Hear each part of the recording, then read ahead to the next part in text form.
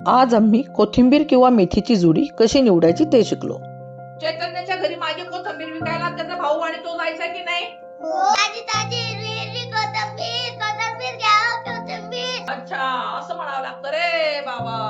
हे बघा, ही हिरव्या पानांची सोडून इथे ठेवली. हा वरचा एक गोंडा असा पैकी इथे छान ठेवला. आता ही खराब आहे थोडीशी. ही खराब आहे, महिला नाही घ्यायची. ही चांगली आहे, ही चांगली आहे.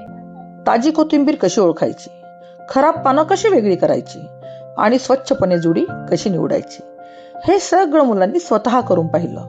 निवडलेली कोथिंबीरी आहे आणि ही दांड्या आहे, बोळा आहे.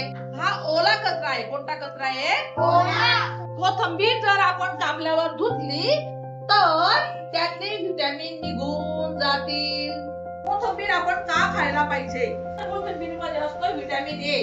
ते आपल्या डोळ्यांसाठी छान असतं. मग आपण जर असं आपल्या जेवणातून ही घटक असले घटक खाल्ले नाहीत तर काय होतं?